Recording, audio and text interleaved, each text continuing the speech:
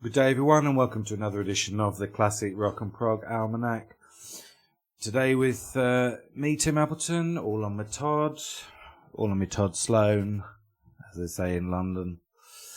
And I thought today I'd talk about Queen 2, which is about to be re-released. You know, since it's being re-released, why not talk about it? You know, why not? I did an episode on... I can say an essay. I did a video essay on Queen, an episode on Queen 1 last year, because that was re-released as well. So, I mean, I'm going through them as they re-release them, let's say. So, yeah, maybe I'll sort of keep up with them, maybe not. We'll see what happens next. Who knows? Who knows what's going to happen next in life and the world. I should say before beginning, and as I think I said on that last episode about Queen, is that I'm not the biggest Queen fan in the world, right? I'm sorry about that. You know, if you're a huge Queen fan, I apologise in advance if my opinions offend you. On the other hand, I thought maybe it could be interesting. What does someone think of this album who's not that wedded necessarily to the project, or not always that convinced by the overall proposition of Queen as a band. So, I thought that could be interesting, or not, you'll be the judge of that, I guess. But in any case, let's get into it. Let's begin perhaps by contemplating the album itself. Why not? Okay, so Queen 2, Queen's second album, fine. It's got two sides, right? As did all LPs have at that time. But this time they're called Side White and Side Black rather than Side 1 and Side 2. Why? Who knows? It seems to be fairly meaningless. But I stand to be correct. I'll be corrected on that if necessary by the listeners. I think it's important point here is that Side 1 is basically written by Brian May and Side 2 by Freddie Mercury, right? With one exception, with the exception of one track. Now, I imagine this is probably because Side 2, i.e. Side Black, let's not get too hung up on this, is a suite, which Freddie, I think, had prepared a little bit. So what that means is that if Brian... because they seem to be sharing writing duties, these two people at this point, more or less. Later on, John Deacon and Roger Taylor became a bit more important. But I think the point is that I suppose that if Brian thought that if he wasn't to be prejudiced in terms of numbers of tracks here, he would basically have to take the whole first side. Although, as I said, there's one exception. Roger Taylor writes the final track on Side 1. I think this affects the feel of the album, this split, because, as I explained, and I hope it wasn't too controversial, in my review of Queen 1, I don't think Brian had particularly hit his stride yet as a composer at this point. As I say, this might be a controversial thing to say, but, it's how I feel. What can I say? I think that later on, Brian May did write lots of really good stuff, classic material. So it's just that none of it's on this album. So this means that I think, that Side 1 of this album is rather weaker than Side 2. Again, I apologise for that, but it happens to be my point of view. And so what that also means, of course, logically, is that to the extent that Side 2 has weak spots, that affects how I personally feel about this album as a whole, right? In other words, Side 2 would have to be really strong for this album to work at all, given how I feel about Side 1, which is that Side 1's all pretty weak. Although, has an interesting sound and some interesting sort of sonic developments and so forth. And seems to slightly point the way towards some more interesting stuff that was going to come later. I think generally Side 1 is fairly weak. That's what I feel. And, and so there is some great stuff on Side 2. And as I say, that affects my view of the album rather positively, but it's not all good, Side 2. So, in other words, this album has a slightly tragic destiny in my book, even though, as I say, it does have great moments. Now, I think essentially there are about 4 masterpieces on this album. and the rest I find somewhat indifferent or even uncomfortable at times. I'll get into that later on. There's 11 tracks in total, actually. To be fair, in my opinion, in that respect, seems to be fairly close to the traditional critical consensus on this album. I should say that I think that when Queen are good, they are so good. You know, I think they can be a really great band. But when they're bad, they're horrid. You know, that's always been my view of Queen. In other words, they're capable of truly great work, but sometimes I think they suffer from lapses of aesthetic consistency. Would perhaps be the polite way of putting it.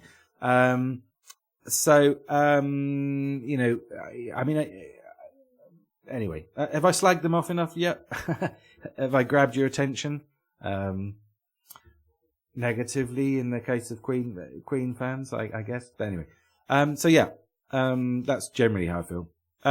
Perhaps one final thing that should be mentioned about this record is that it sounds to me like a sort of proto-heavy metal album, right? The guitar is so overdriven and frequently rocky, that I find it difficult to escape the idea that Queen are not, Queen are an early influence on NWOBHM, the new wave of British heavy metal. One of the worst acronyms in the history of rock, that. But, that's another thing we can debate, if you like. Okay, let's do some Empirifacts, as is our wont. The album was recorded between August 1973, that's the month of my birth, by the way. So while my mum was producing me, Queen were producing this album, although it's 80 miles away, I should say. So that's to say, they were in Trident Studios in Soho, central London, about 80 miles from my home. Famous studio, isn't it, Trident? Everyone recorded there. I have a short list. Manfred Mann, The Beatles. That's in order of importance, obviously.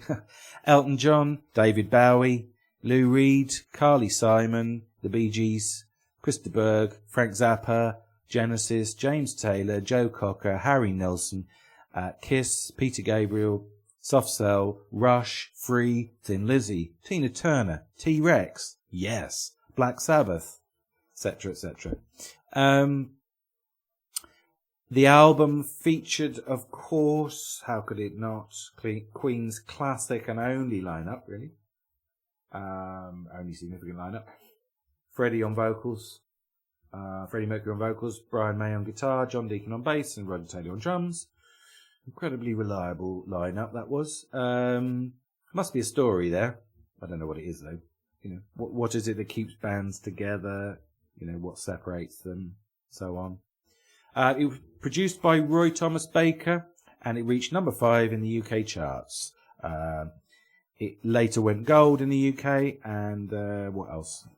Number 49 in the US. Often considered a cult classic, this album. Although, as I said earlier, I don't think the critics quite knew what to do with it. Because it's such an eccentric album in lots of ways. I'm sure Queen fans love it for that fact. But, if you're a critic, you might not quite know where to stick it in your collection. All right, good. So let's go to tracks. Side White, i.e. side 1, begins with Procession, which is a short introductory piece. I think it's about a minute and a half long. Here we've got Queen qua Tudor revivalists, think Griffin or Gentle Giant, perhaps. I do wonder whether Gentle Giant were an influence on Queen. I've mentioned that before in this podcast, and I think that it's something we could, I think it's an idea we could entertain, at least. Anyway, a piece such as this one, Procession, is usually the signifier of a concept album. But if this were a concept album, it would be a very ambiguous concept album, I think this is, perhaps the thing with Queen for me. Here we go. I'm going to go negative again. I think they're amazing musicians and can be amazing writers, but sometimes I feel like they're not quite sure what they want to be. Are they sort of, for example, are they cosplaying prog rock here? Are they cosplaying heavy metal? Is this a concept album? Is it not a concept album? Sometimes I think they don't seem 100% sure of themselves. But anyway, yet another meaningless gripe. We should also say, I suppose, Brian May's unique guitar sound is in full effect here. It starts off with a prelude that seems to actually include a fragment of the slightly classical chord sequence that they would later reuse on the track Flash, from the film Flash. Track Flash from the film Flash. And then it goes into an iteration of the chorus of the following track, Father to Son. And then it leads into that track itself, right? Not much else to say about this. It's just an introductory piece.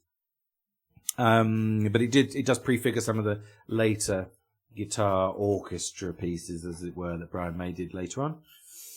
Okay, track number 2 is Father to Son, as I've already mentioned. Now, as I said, guitar orchestra here. It's very layered, this album. There's a lot going on the production front, right? Which is interesting, although it does mean that Queen's live versions of these tracks have a slightly different feel. And this track perhaps is the paradigm of that, because it sounds very produced, I think, this track. I suppose you could sort of busk it live, and I guess that they did. But it's I think it would be a different proposition. Anyway, structurally speaking, this is a suite, this track, and each bit is distinct. So it does have this slight postmodern thing, I think, of moving between sound worlds, this track. The main part sounds a little Led Zeppelish, perhaps, or something like that. And then the first contrasting section sounds like the Beach Boys, I think. It's got a sort of barbershop quality. And then the second contrasting section sounds like Black Sabbath.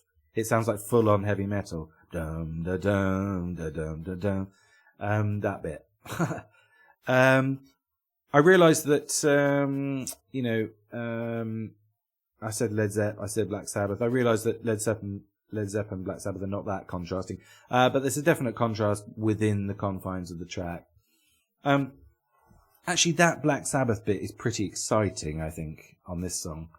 That riffy section, as I said, called it the second contrasting section. My main problem with this track is that I don't think the basic song is that interesting. As I said, my review of the first side here is probably going to be a bit of a whinge. But I think the chorus here is a bit predictable. Da, da, da, da, da, da, da, da, da, da, da, da. I don't find that a very interesting tune. So I find it's difficult to get on board with this one. And they make it also after they've gone through all the middle bits, they make it a repeated play out, as if they're trying to highlight that it's a denouement, and they actually change the chords a bit in the last part.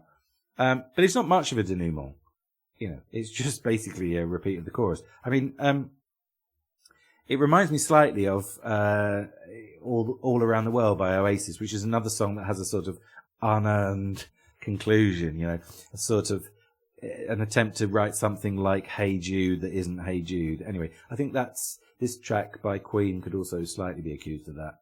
Now, the lyrics are medievalist, perhaps.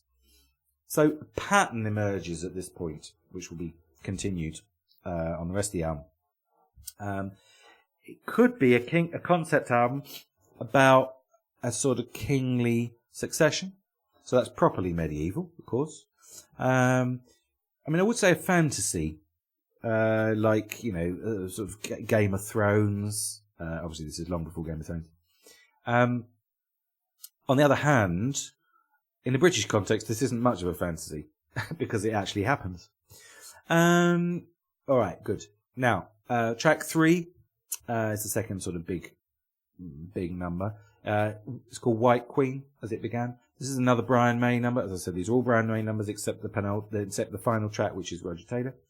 Now, this is another medieval fantasy lyric, this one. It should be remembered, perhaps, that we have the White Queen track on the white side of the album, and then we have the Black Queen track written by Freddie Mercury on the black side. So it's difficult to imagine this was not all somehow planned in advance. You know, again, my motif about this being a concept album or not. In any case, it's rather balladic, this number. Although, once again, the guitar orchestra, you know, think Thin Lizzy, perhaps. Although they were more or less contemporaries with Thin Lizzy, weren't they, in terms of, like, developing a guitar orchestra type effect. But yeah, the guitar orchestra is kind of in play here. Here it's coupled with sort of quasi-classical chord sequences, which seem to fit with the overall grandiosity of the theme, you know.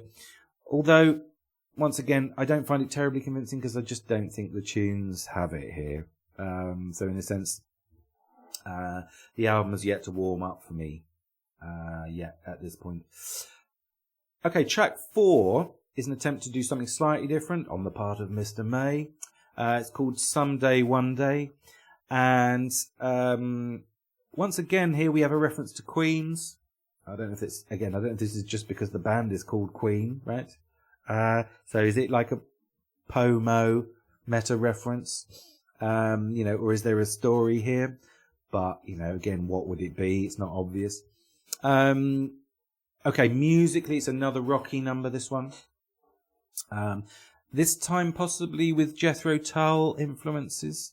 I mean, the opening acoustic guitar here sounds slightly Ian Anderson-like to my ears. Reminds me slightly of Life's a Long Song by The Tull, right? And as I say, it's sort of, so stylistically, it's slightly different from the first two big rocky numbers here. Brian's singing this one. I'm not a huge fan of his voice, although it's all right. You know, I find his voice slightly Canterbury-ish, which is not necessarily a good thing. I'm going to see how many people I can offend today with my comments. So yeah, once again, I'm not really a big fan of this track because I think, again, I think the tune's just not that interesting. I think the developments and the tune and the way it develops is just not that interesting. You know, so I apologise, but that's how I feel. Let's skip on to the final track on the white side, i.e. side 1, which is The Loser in the End. Now, this is a Roger track, as I said, typically rocky because he writes rock tracks. Yeah, he was quite rocky, wasn't he, Roger Taylor? So it's quite aggressive sounding, a bit like the Brian May tracks, I suppose, in general. The only thing is that here, the aggression doesn't all seem to come from the guitar, you know, the aforementioned guitar orchestra. It almost seems to be led by the drums, actually, which sound quite aggressive in themselves here. Plus, of course, he has a very heavy metal kind of voice, Roger Taylor, because it's Roger singing this one, you know. The strange thing with Queen is that they had a lead singer, but they sort of shared the singing between them. A bit like The Who, I suppose. And yeah, so this is Roger singing this one. But again, I don't think this is a particularly great track. I mean, it's sort of exciting sounding, as I've intimated, but I don't think aesthetically it's especially successful. Again, a bit like Brian, I don't think Roger had hit his stride yet, if I'm honest.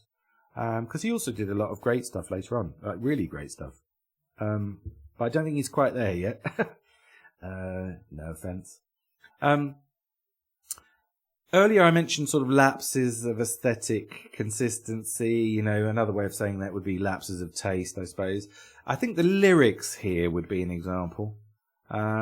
First of all, they don't seem to have anything to do with the rest of the album's themes, you know, so the medievalist crypto-classical vibe on the first part of the album is just abandoned here. You know, so that's kind of like perplexing, you know. Are we dealing with a concept album here? Apparently not, but then other times we seem to be, so that's confusing to the listener, I think. And also, if I'm honest, I think the lyrics to this one are just a little bit silly. When he says, they'll choose their new shoes, that's not far to bend, Your Ma, on whom they can always depend. I mean, that's terrible, isn't it? It's a song about mothers. A song for the mothers, for mothers, right? Saying mother is the loser in the end. But I mean, I don't know what that's all about. I don't even know what he's trying to say.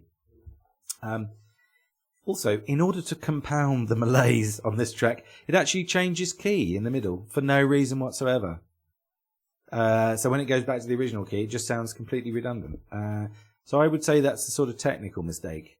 Again, from a band that in other circumstances wouldn't dream of making a technical mistake. So that's sort of weird. Anyway, so I think I've been negative enough on the white side. So let's get on with side 2, side black, which is essentially, as I say, Freddie's side. And yeah, as I've also said, side 2 is where the real action is, from my perspective. It's where the album starts to get really interesting. Okay, so side black begins with Ogre Battle, track 1. Now, here I'm going to go to the other extreme in my analysis.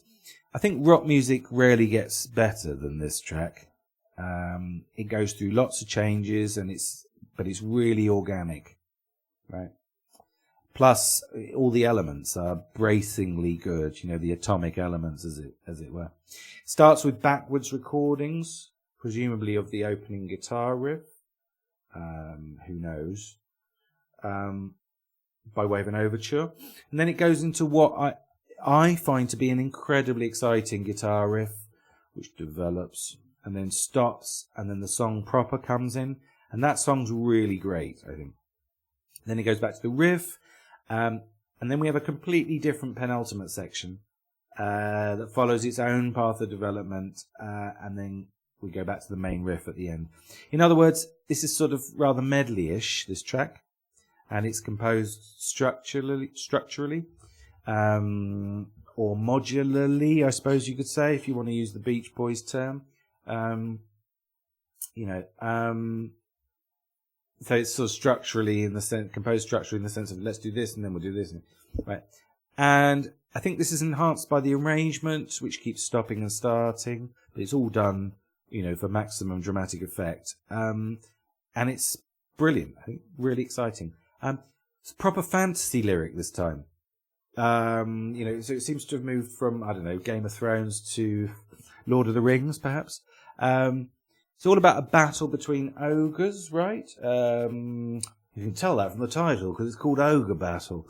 And yeah, someone seems to be being invited to attend this battle in a pub, I think. It's a bit like, is it Tam O'Shanter, the Robert Burns poem, Rabbie Burns poem? Which was also an influence on The Number of the Beast by Iron Maiden, of course. Very visual, this track, I think. Also very stagey. A bit like musical theatre or something like that. I mean, Freddie always had that side to him, didn't he? And presumably, Freddie was extremely influenced by classical music, because that's just below the surface all the time here. In fact, I think if I had to sort of sum it up, I think I would say that this track sounds almost sort of Wagnerian, really. Up to and including, I would say, the reference to North European mythology, the ogres and so forth. So, and he's obviously got a visual sense, because that came out in their stage performances, didn't it? So I wonder if we can risk the hypothesis that this album is, at least in when it's represented in tracks like this, is something like a Gesamtkunstwerk, in the Wagnerian sense, that's to say like a total work of art, like where they're thinking about the lyrics and the music all together, and it's taking you on a journey, and it almost like you can imagine them dressing up and doing it operatically on the stage. A bit like how Peter Gabriel used to do in Genesis, although he went further, because I think Freddie was more about, just kind of like showing off, really, and sexing it up, as it were, which I don't think Peter Gabriel necessarily bothered with particularly.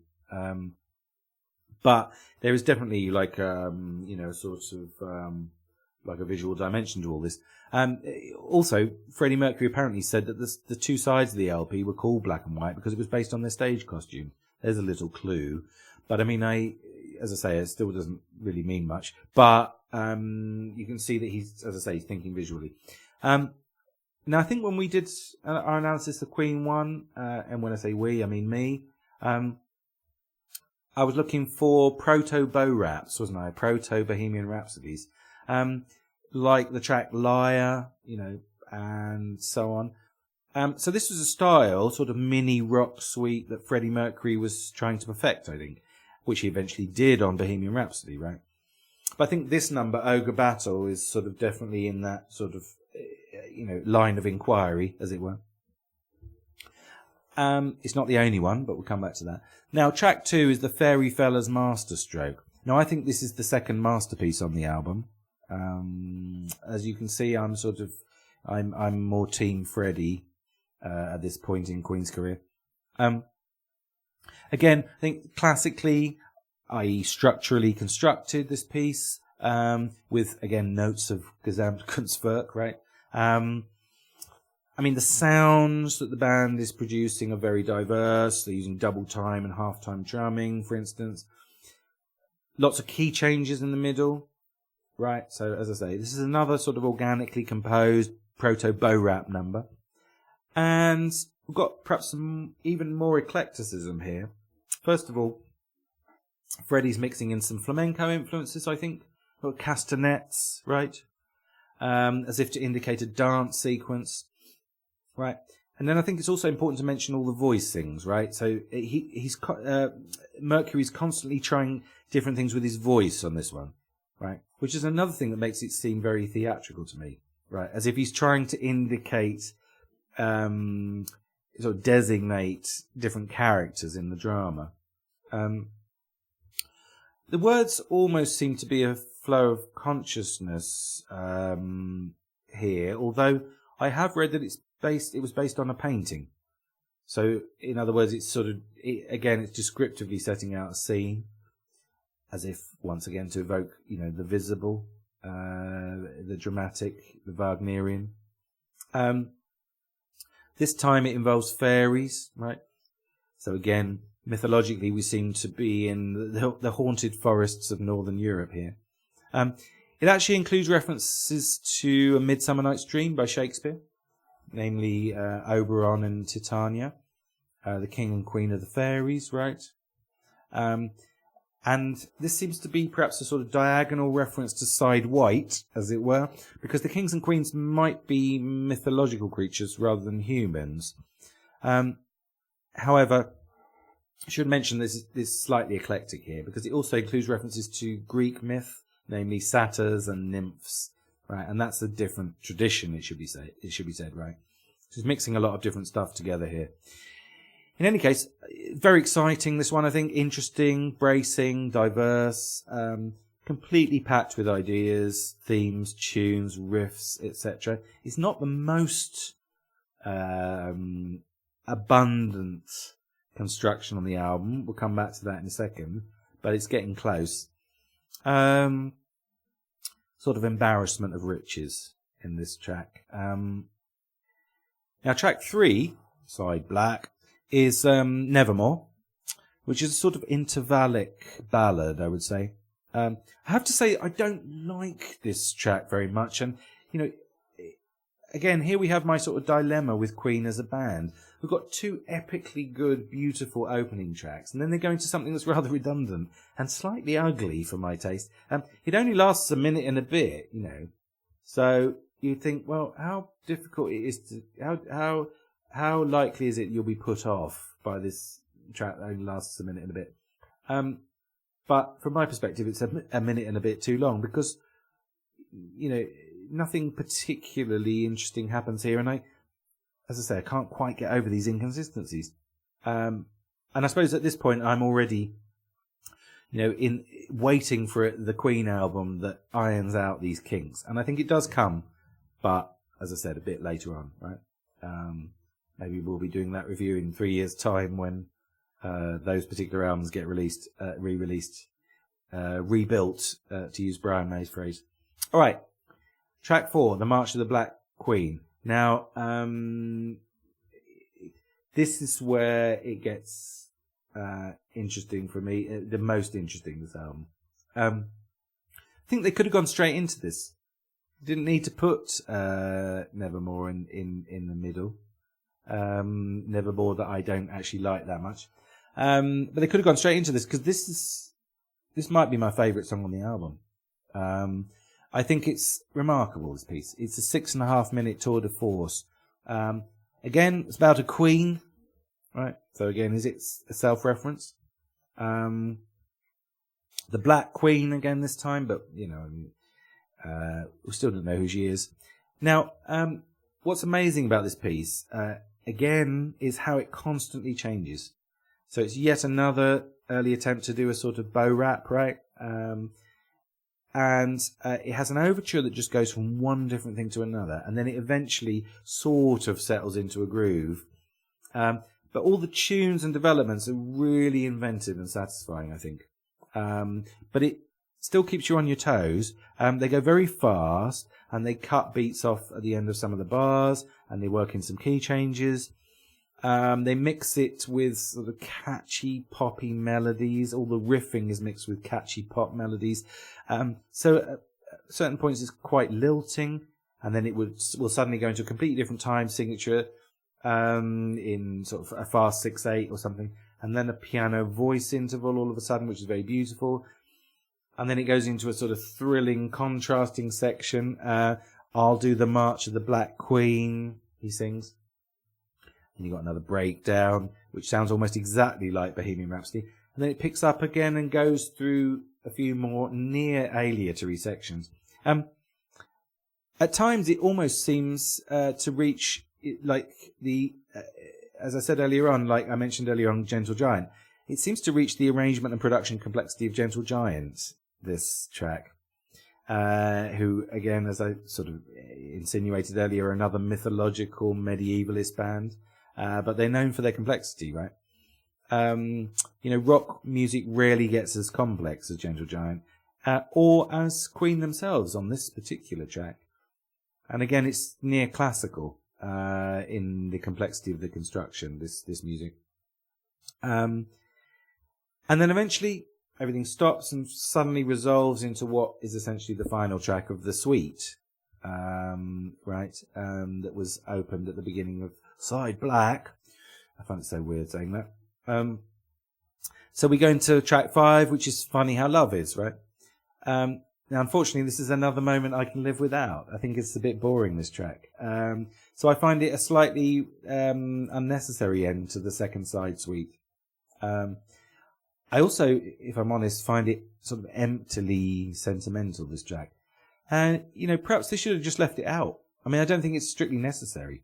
The March of the Black Queen is so exciting and well written, they probably could have stopped there.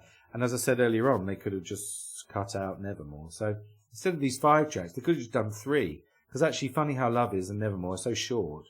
Although I did read that they recorded both of them before they started to put the suite together, or at least the second side together. Because is it a suite or is it just a second side? Is this a concept album, or is it just a sort of a conjunction of 2 sides of an LP? We'll never know, I suppose. But yeah, I mean, again, it's quite short, so I mean, they didn't really need it in terms of side length. But we still have to deal with one final track, which is Seven Seas of Rhye, and we need to account for the position of this track on the album, perhaps, and its role in the album, or otherwise, right? So this gives us quite a bit of material for a disquisition. I don't know whether we'll, how profound it'll be. But anyway, yeah, Seven Seas of Rhye. So, so for some reason, the album ends with a hit single. Again, I find this procedure slightly redundant. And weird. So I find the programming here weird, because it feels like they've already ended. Perhaps in a slightly disappointing way, but they've, to all intents and purposes, ended the quasi-suite with Funny How Love Is. So why have we suddenly got a single at the end of it, right? On the other hand, it's a brilliant track, this. I think absolutely brilliant, if I'm not misremembering, it's on Queen Greatest Hits, right? And it deserves to be there. I think it's sort of their first big hit-like but also relatively complex piece, right? I suppose it was their first hit single, can't quite remember. I think it was probably constructed as such, deliberately, right?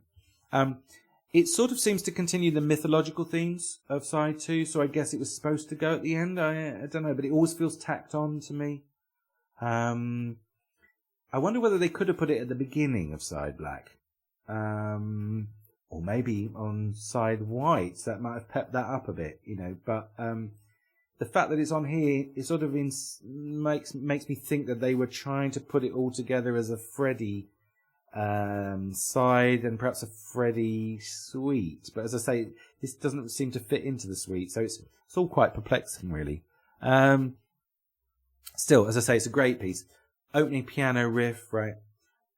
Plus the band is great. Plus the band doing stop time or whatever you call it. It sounds like the Who a bit, I think. Might have been almost intentional, that. But yeah, it's very exciting. And the track itself is very catchy. But what I really love above all else here, I think, is the sort of Baroque touches to the vocals, you know. And, of course, some great guitar licks, you know. And once again, the Brian May guitar orchestra is in full effect, you know. And so some of this, I think, is sort of just not just the guitar, but the voice, above all the voice, actually, but also slightly the guitar. Kind of reminiscent of 60s Baroque pop, I think. And, of course, you know, it brings to mind the whole sort of classical sheath, you know, within which this whole album can possibly be located, right? So I suppose, yeah, as I say, the best way to think about this track is as a slightly more commercial and sort of popular, in inverted commas, version of the more complex tracks on Queen 2, you know, like March of the Black Queen, etc. So in other words, this is a more condensed version of Queen's ambitious writing protocol, right? And it's incredibly effective, I think. Slight complaint, vocals are slightly out of tune, right? But as I say, I think that's because it was done in something of a rush, right? Still, I think the track stands up today. And crucially, it doesn't sound like anybody else, right? Like no one else would or could have done, or should have done, would or could have done a track like this, you know. And, you know, it makes you glad that they bothered, really. And it makes you glad that Queen exists. That's what I think, you know. When I hear a track like Seven Seas of Rye, I think, bloody hell, Queen were good, you know, in their moments, you know, in their good moments, they were great, right? And as I say, I'm saying that as a non-Queen fan, you know, so, I'm not a Queen fan, it's just that, you know, they're not in my sort of, Premier League of bands, I think, because, as I say, due to the sort of kind of lapses of, aesthetic lapses, but when they're good, they're bloody good, right? All right, so that's it for today then. Queen 2, about to be newly released, you know. Pick up your copy today, because it's still worth a look, even if it is a little bit of a curate's egg, from a certain, perhaps jaundiced perspective, if you like.